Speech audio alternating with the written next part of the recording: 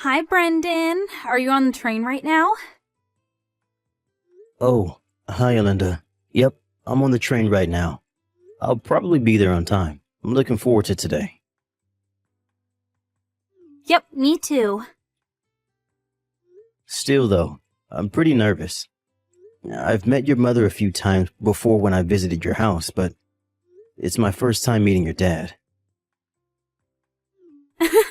I've told him multiple times before to meet you, but he always makes up some sort of excuse and disappears whenever you come visit. So, does he think of me as some random guy that stole his daughter? Even if that's the case right now, I'm sure he's going to have a better opinion of you once he gets to meet you. I hope so. Anyways, this time I told him that you'd be coming to receive their blessing for our marriage. I don't think he'll escape this time. I'll do my best to receive your parents' blessing.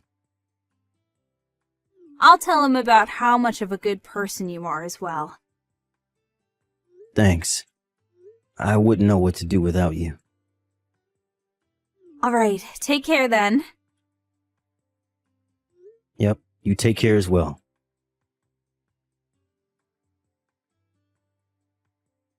To think that you were a piece of scum that grew up without a father. What? Could this be Alinda's father? I got your contact information from Alinda's smartphone. Is that so? First off, let's get this straight. I'm not going to be your father-in-law.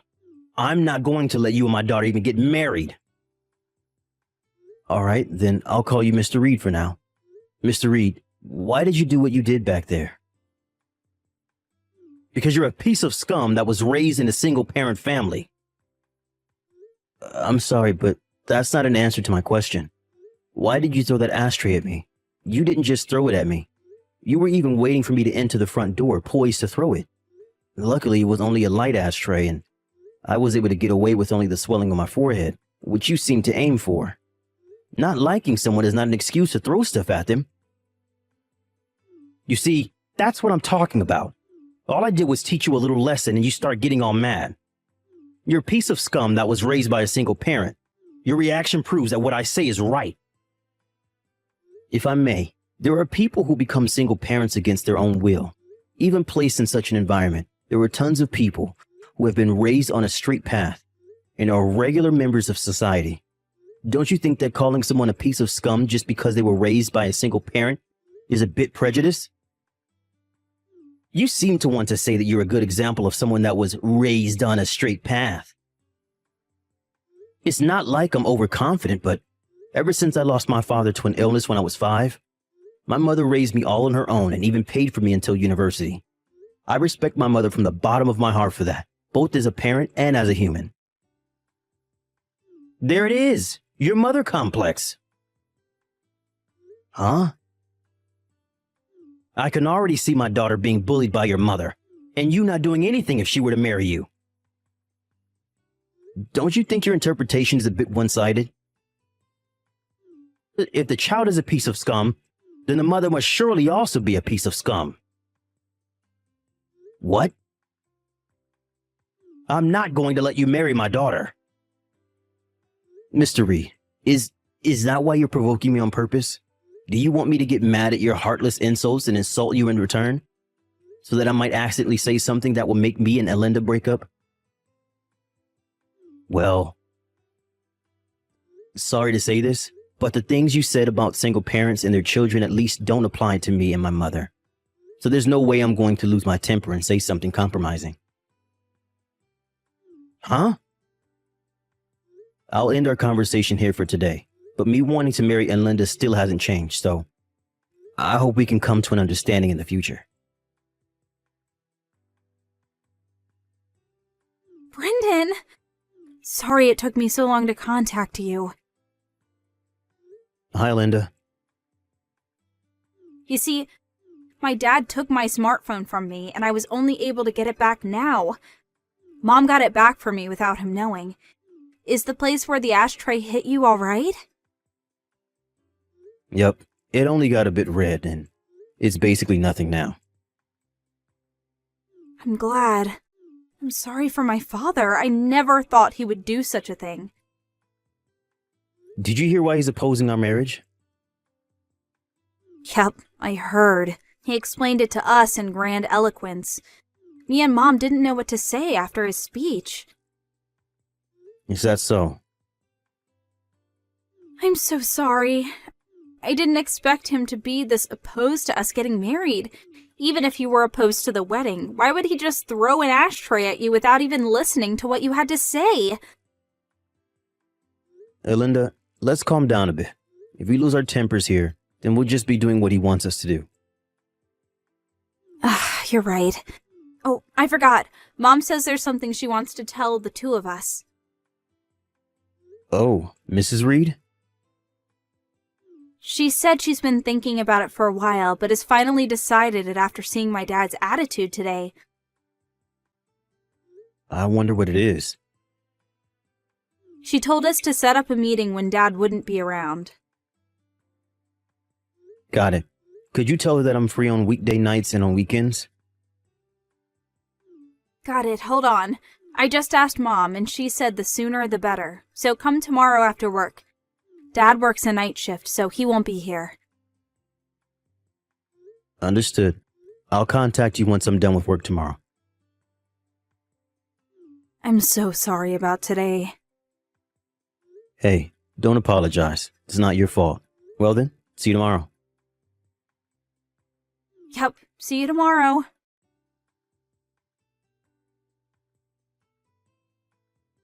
So you didn't have enough and decided to come again. But I heard that you were going to work a night shift today. The production line was halted because one of our machines broke down. They told us repair would take the whole night, and so I got home early. Is that so? I'm going to marry Linda to another man. Huh? Her husband is going to be the son of an executive director of the company I work at. Me and the executive director have been friends for a long time, and I promised to him that I would give his son my daughter to marry. The son of an executive director? How does it feel? He's a part of the upper class. You're nothing compared to him. You work at a factory owned by a food company at S City, right, Mr. Reed? I'm sure Linda will immediately give up marrying you if I tell her about this opportunity. Don't you dare bother my daughter's happiness, you single-parent raised piece of scum. Is that so? If that's the case, then I'm done. I see. It's a bit rude of me to say this, but I'll praise you for knowing when to quit. Don't get any ideas. I'm definitely going to marry Linda. I just mean that I don't need a father-in-law like you. What did you say? Sorry for bothering you.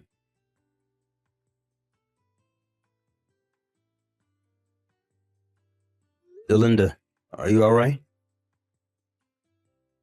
Brendan, my dad. I'm so sorry again. To think that he would have come home early. Apparently something happened at his company, so we couldn't have known. More importantly, though, are you all right? I was forcefully kicked out of the house, but I'm worried about you and your mom who were left with him. I'm fine. Dad kept texting someone or talking to someone on the phone, so he didn't seem to have time for us. The two of us took this opportunity and fled by car. We're at my mom's brother's house right now. By the way, Mom left him the divorce papers, which she already signed. So her plan is already underway, huh? She said she was intending on this all along and had been preparing since last night. She wanted to tell you about it, but Dad suddenly came home. Oh, is that so? Based on what she said up until I was kicked out, I guess the preparation was the obvious choice. Dad's probably going to try and find out where we went. Oh, obviously I'm not going to tell him, so don't worry.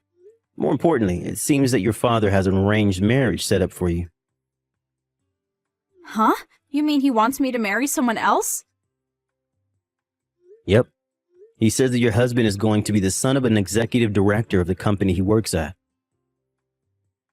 The son of an executive director? Could it be someone you know? He was a classmate during middle school.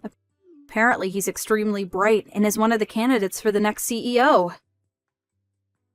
Oh, so that's why your dad wanted you to marry him so much. But I heard during our middle school reunion recently that he was already engaged. Huh? It seems that people at the company don't know yet, though. Apparently, his fiancé is the daughter of the company's CEO. What? If we let Dad do as he likes, I feel like a lot of people that have nothing to do with this are going to be caught up in this mess. You're right. I have a bad feeling that this is going to be a hassle. Linda, could you let me take care of the situation? I feel like we need to finish things right now. Do you have a plan? I think that getting my mother to intervene is the quickest way to take care of all of this. What? Your mother? To be honest, this is a card that I didn't really want to play, but it seems like I have no choice if I want to stop this before things get out of hand. I want you to wait a bit longer.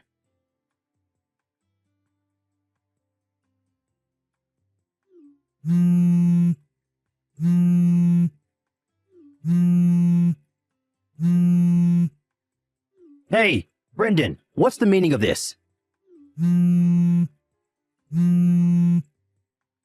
Why didn't you tell me sooner? Your mother was the largest owner of our company's stocks? I intended to tell you about it when I came to your house to ask you for your blessing, but you never let me in. But instead threw an ashtray right as I stepped into the front door and shoved me out. I was wondering what to do about all of this when you told me about the arranged marriage you had for Linda with the son of an executive director. To be honest, I couldn't help but be bewildered at your sudden news concerning Brenda's arranged marriage. Me and the executive director were classmates during elementary school and middle school. Not only that, but Linda and his son were also classmates during middle school. This couldn't have been a better bond. But I heard that the son of this executive director is already engaged. Huh? Who's he engaged to? I got permission from the two of them, so I'll tell you. It seems that his fiancée is the daughter of your company's CEO. Even if there hasn't been any official announcement in the company yet, I think that treating the executive director's son as if he was engaged to Linda without even asking him in his opinion is a bit problematic. This was around the time when me and Linda got a bit worried that a bunch of people who were unrelated to our marriage might get caught up in the mess that you were about to cause. Which is why I decided that I needed my mother, the company's largest stockholder, to intervene and have her tell the company about the situation. I had no idea this was happening. That's not the end of it. It seems that you were telling some of your colleagues that my daughter might get married to the son of an executive director. This eventually made its way to the ears of the CEO and of the executive director himself.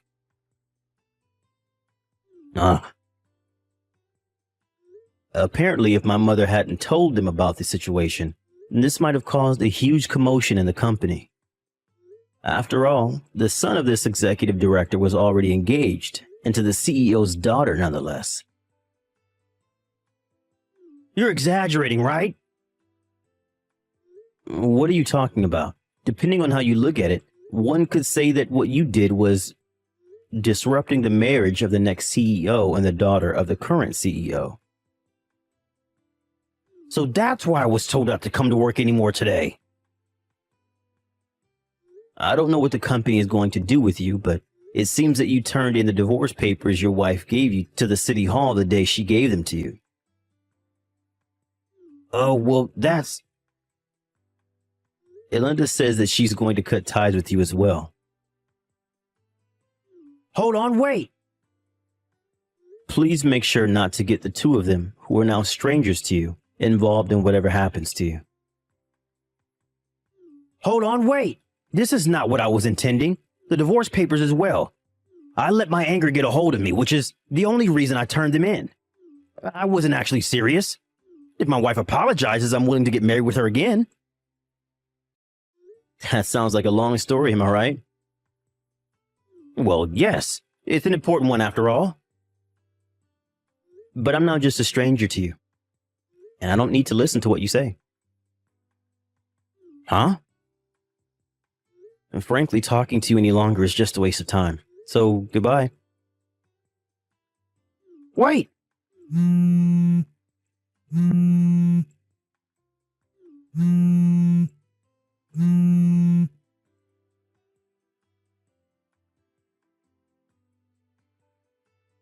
A few days after this incident, it seems that Mr. Reed was told by his company to relocate somewhere far away.